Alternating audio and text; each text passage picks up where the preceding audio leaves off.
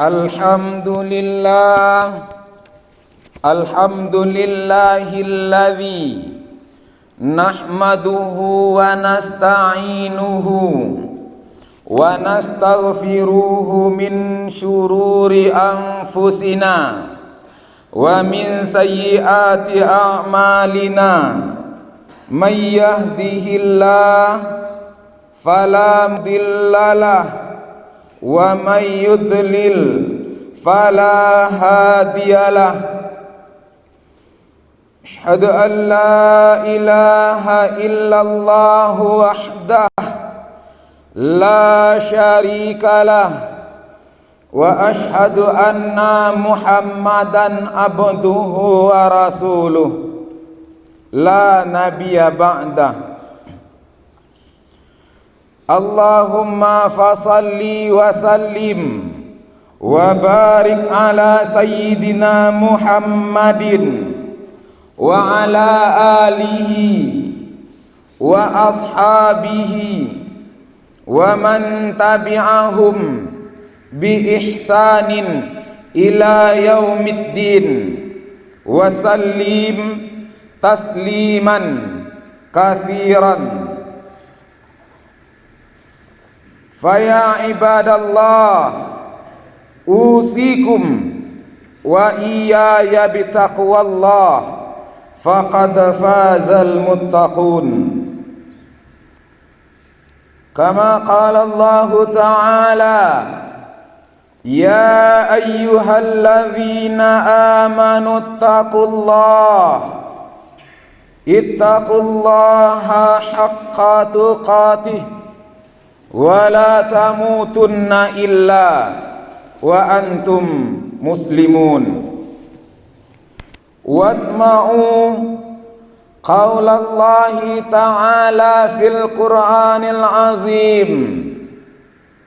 Na'udzu billahi minasy syaithanir rajim. Bismillahirrahmanirrahim. Wa iyamsaskallahu bidurrin fala kashifa lahu illahu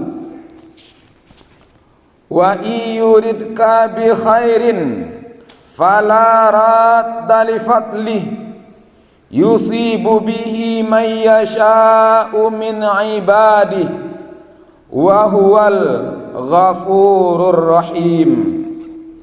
Sadaqallahul azim wa sadaqar rasulun nabiyul karim wa addal amanah wa ballagar risalah wa nasahal ummah wa jihada fi sabilillah.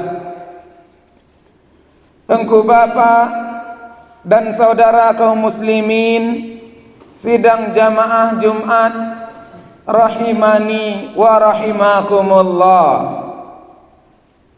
Helaan nafas, langkah kaki, ayunan tangan, tetesan darah, percikan keringat yang sampai hari ini masih Allah karuniakan kepada kita, wajib kita syukuri dengan ucapan alhamdulillahi rabbil alamin.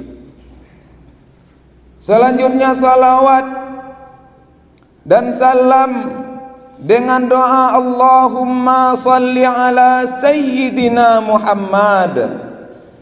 Semoga Allah mencurahkan keselamatan, memberikan kesejahteraan untuk junjungan kita baginda Nabiuna Muhammad sallallahu alaihi wasallam.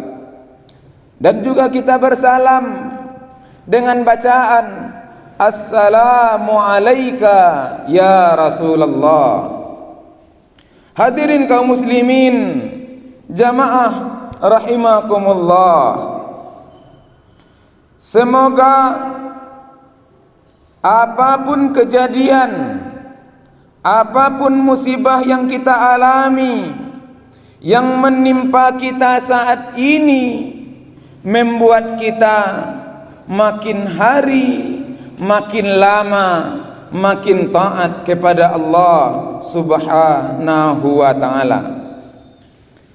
Oleh karena musibah besar itu bukan banjir, bukan galodo, bukan kebakaran, bukan wabah pandemi, tetapi musibah terbesar itu adalah ketika kita jauh dari Allah Subhanahu wa taala.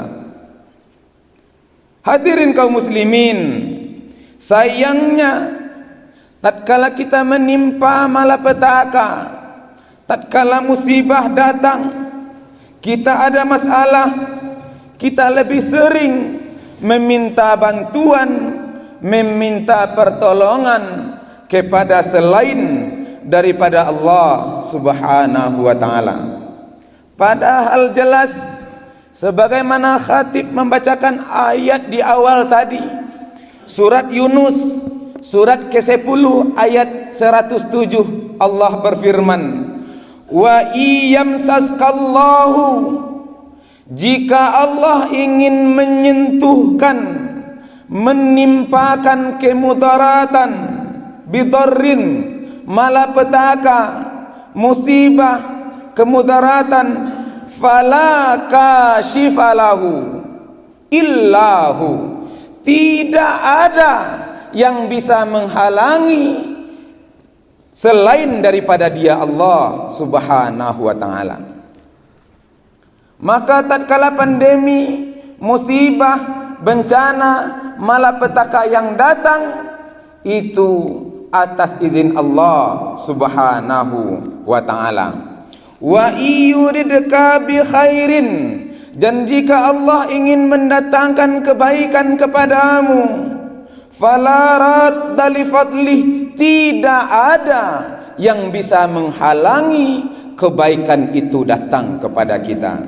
Yusibu bihi man yasha'u min ibadih, Allah akan memberikan kebaikan itu kepada siapa yang Allah kehendaki. Suka-sukanya Allah, ingin Allah berikan kepada jamaah, atau Allah berikan kepada khatib, atau siapa yang Allah kehendaki. Wa huwal ghafurur rahim, dan Dia Allah yang Maha Pengampun lagi Maha Penyayang. Hadirin kaum muslimin, sidang jamaah Jumat rahimakumullah, semua makhluk itu lemah kecuali dikuatkan oleh Allah Subhanahu wa taala. Semua makhluk itu bodoh kecuali diperciki ilmu oleh Allah Subhanahu wa taala. Dan semua makhluk itu tidak punya apa-apa kecuali dititipi oleh beberapa titipan oleh Allah Subhanahu wa taala. Kita adalah manusia, salah satu dari banyak makhluk Allah yang tidak memiliki apa-apa kecuali beberapa hal yang Allah titipkan kepada kita. Satu-satunya yang kita miliki hanyalah dosa kepada Allah Subhanahu wa taala. Namun hadirin kaum muslimin jamaah rahimakumullah, Allah yang Maha Pengasih, Allah yang Maha Penyayang, Allah yang Maha Pemberi ampunan, menyiapkan ampunan dengan sifat Allah yang ghafur untuk kita manusia yang berdosa. Allah yang Maha Penyayang memberikan pertolongan kepada siapa dan siapa saja yang berharap pertolongan dari Allah Subhanahu wa taala.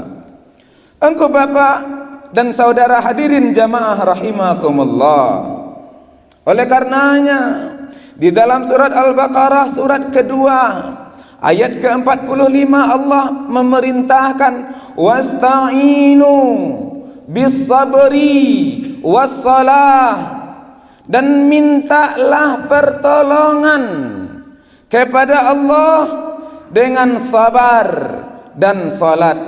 Wa innaha lakabiratun, dan sesungguhnya itu berat, illa alal khashi'in, kecuali bagi mereka yang khusyuk melakukannya. Hadirin kaum muslimin, jamaah rahimakumullah, sabar adalah ketika kita mampu menahan ucapan lidah kita, menahan tingkah laku, menahan perangai kita dari hal-hal yang dimurkai oleh Allah Subhanahu wa taala. Mengeluh salah satunya. Allah murka kepada orang mengeluh, tahan, itu keluhan. Memberikan komentar-komentar yang tidak baik, Allah murka, tahan, itu memberikan komentar. Menulis postingan-postingan yang tidak berharga, tahan, itu menulis postingan. Karena Allah murka dengan orang yang membuka aib orang lain. Hadirin kaum muslimin, jamaah rahimakumullah. Pertama, sabar. Selanjutnya salat, kata Allah, mintalah kepada Allah dengan salat. Dalam hadis Rasulullah mengatakan, ad-du'a mukhul ibadah. Doa adalah otaknya ibadah. Doa adalah otaknya ibadah.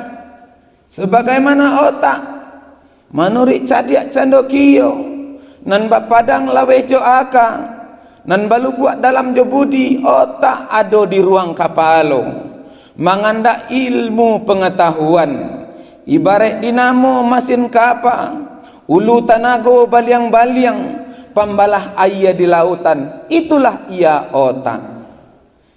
Doa adalah otaknya ibadah, sementara salat adalah kumpulan dari banyak doa yang kita harapkan kepada Allah Subhanahu wa taala.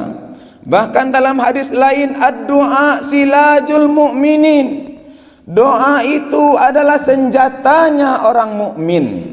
Maka pergunakanlah senjata itu dimanapun dan kapanpun kita berada.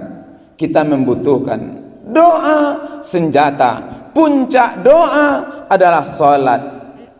Hadirin kaum muslimin, jamaah rahimakumullah, tentu salat yang khusyuk yang Allah harapkan. Sebetulnya khusyuk itu tidak jauh dari kita. Bisa saja kita khusyuk. Kata kunci adalah kalau hal yang kita lakukan penting kita rasakan itu. Coba lihat hadirin kaum muslimin, jamaah rahimakumullah. Pedagang akan khusyuk tatkala berjual beli dengan pembelinya. Pebisnis akan khusyuk ketika melakukan pertemuan dengan klien atau konsumennya. Orang melamar, si pelamar akan khusyuk tatkala melakukan prosesi lamaran supaya lamaran diterima.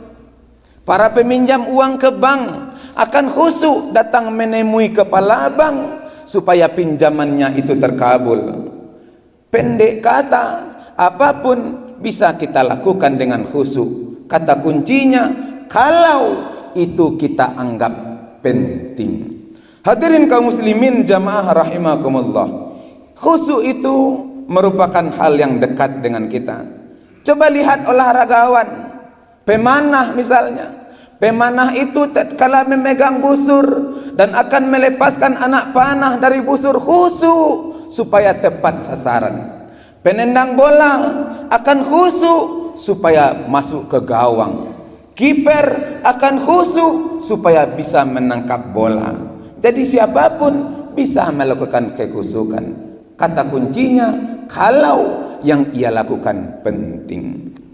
Oleh karenanya kita bisa khusyuk. Pertanyaan yang harus kita tancapkan di dalam hati kita, kenapa salat yang kita lakukan tidak khusyuk kepada Allah? Jawabannya, karena kita menganggap salat itu tidak penting. Karena kita menganggap itu salat itu pelepas hutang. Karena kita anggap salat itu penggugur kewajiban. Itu makanya salat tidak khusyuk kita lakukan. Hadirin kaum muslimin, jamaah rahimakumullah. Padahal salat itu adalah puncaknya doa. Doa kepada Allah. kita tahu kalau segala sesuatu tidak akan terjadi kalau tidak ditakdirkan oleh Allah. Segala sesuatu, segala keinginan akan terkabul kalau Allah yang memberikan. Segala ancaman tidak akan bahaya kalau Allah melindungi kita. Salat yang khusyuk bisa kita lakukan. Terkadang kita ingin pergi ke dokter, antrian, butuh waktu, toh belum juga tentu sembuh. Kita datang ke bank mengharapkan pinjaman, butuh persyaratan, butuh agunan, antrian, memakan waktu, toh belum tentu juga terkabul keinginan. Sementara Allah menyiapkan 5 waktu sehari semalam untuk kita, privacy, penting. Kita tidak manfaatkan untuk khusyuk kepada Allah. Kita tahu kalau Allah yang mentakdirkan segala sesuatu. Jangankan yang lain-lain, daun yang gugur dari tampuknya saja Allah tahu dan Allah telah tetapkan dengan sifatnya Allah yang maha penentu takdir. Hadirin kaum muslimin, jamaah rahimakumullah. Ada 3 kelemahan kita dalam melakukan salat. Yang pertama, kita menganggap salat itu tidak penting. Yang kedua, kita tidak faham apa itu kewajiban salat, apa bacaan-bacaan salat. Dan yang ketiga, kita tergesa-gesa melakukan salat. Oleh karenanya, pada kesempatan Jumat yang berbahagia hari ini, khatib himbau dan ajak seluruh kaum muslimin, jamaah rahimakumullah, anggaplah salat itu penting. Supaya apa? Supaya kita bisa khusyuk melakukan salat. Tatkala salat kita lakukan dengan khusyuk, apapun keinginan kita, apapun musibah yang menimpa kita, maka kita akan santai saja, diberikan kenyamanan oleh Allah Subhanahu wa taala. Tidak tahu, orang yang salat pun dapat masalah, orang yang salat pun ada dilema, ada bermacam-macam kendala, tetapi ia tenang-tenang saja. Kenapa? Karena Allah yang memberikan ketenangan. Allah Subhanahu wa taala Maha pemberi ketenangan. Mintalah kepada Allah. Hadirin kaum muslimin, jamaah rahimakumullah. Dan di akhir-akhir ini adalah bulan di mana kita melakukan yang namanya pemilihan kepala daerah. Tidak lama lagi akan berlangsung. Tentu saja masing-masing kita memiliki pilihan yang berbeda. Supaya pilihan yang kita tetap, supaya pilihan kita tepat, maka bermohonlah kepada Allah yang maha membolak-balikkan hati. Ya muqallibal qulub, wahai Allah maha membolak-balikkan hati, tsabbit qalbi ala dinika. Tetapkan hatiku ya Allah untuk taat dalam agamamu. Tetapkan ya Allah pilihan supaya pilihanku tepat. Meskipun kita berbeda pilihan, meskipun kita berbeda calon, maka jangan sampai perbedaan itu memecah belah di antara kita. Jangan sampai perbedaan itu menjadi dilema, menjadi permusuhan, menjadi pemutus hubungan silaturahmi. Fa'tabiru ya ulil absar la'allakum turhamun.